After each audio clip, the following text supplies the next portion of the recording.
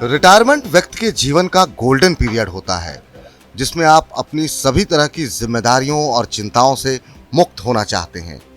ये कहने में जितना आसान लगता है, इसे हासिल कर पाना उतना ही कठिन है। आइए जानते हैं कि ऐसा क्यों है। इसकी वजह यह है कि जैसे जैसे आप उम्र दराज होते हैं, इलाज पर आपका खर्च बढ़ता जाता है।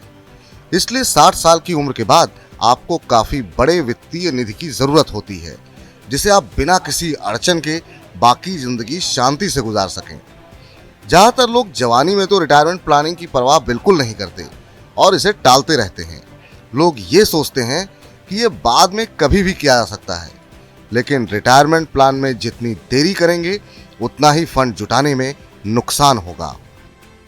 अब सवाल ये उठता है कि क्या म्यूचुअल फंड रिटायरमेंट प्लान के लिए फंड तैयार करने में मदद कर सकता है? तो इसका जवाब हाँ है। ये दूसरे परंपरागत निवेश की तुलना में बेहतर रिटर्न दे सकता है। चलिए जानते हैं कि किसी व्यक्ति को रिटायरमेंट के समय कितनी रकम की जरूरत पड़ सकती है।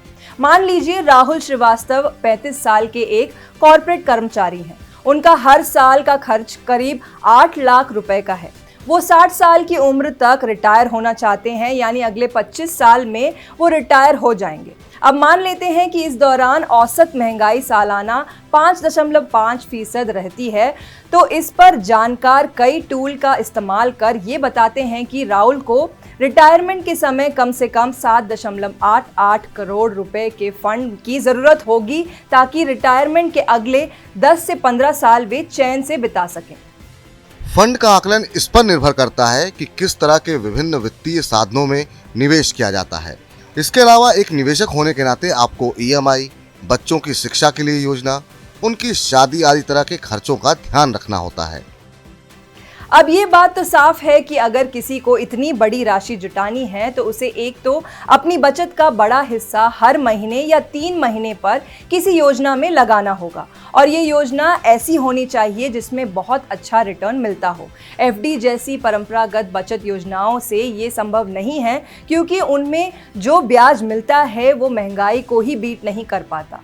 इसके अलावा ब्याज दरों में किसी तरह की गिरावट आती है तो इसका रिटायर होने वाले व्यक्ति पर बुरा असर पड़ता है। इसलिए ऐसे निवेशक जो रिटायरमेंट के दौरान आय के लिए छोटी बचत योजनाओं पर निर्भर हैं, उन्हें म्यूचुअल फंड्स जैसे दूसरे ऑप्शंस की तरफ देखना चाहिए, ताकि रिटायरमेंट के बाद ज्यादा नकदी आती रहे।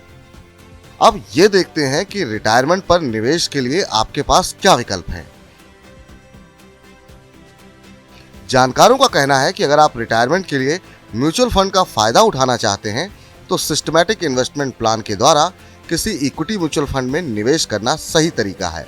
इसकी वजह यह है कि इसमें आप बाजार में उतार चढ़ाव का फायदा उठाते हुए रुपी कॉस्ट एवरेजिंग का फायदा उठा सकते हैं। रिटायरमेंट के लिए लक्षित फंड तैयार करने के बाद, यानी रिटायरमेंट के बाद आप म्यूचुअल फंड का फायदा उठाने के लिए सिस्टमैटिक विड्रॉल प्लान यानी SWP चुन सकते हैं। इस ऑप्शन से आपको इस बात की इजाज़त मिलती है कि समय समय पर अपने म्यूचुअल फंड से एक निश्चित राशि निकालते रहें। तो आप महीने, 3 महीने या 6 महीने का अंतराल तय कर एक पूर्व निर्धारित रकम पा सकते हैं और इससे अपने खर्च पूरे कर सकते हैं। CFP और इन्वेस्टोग्राफी की फाउंडर श्वेता जैन कहती हैं कि रिटायरमेंट प्लानिंग के लिए म्यूचुअल फंड सबसे अच्छा रास्ता है। पहले लॉन्ग टर्म के लिए SIP के जरिए नियमित रूप से इक्विटी में पैसा लगाएं।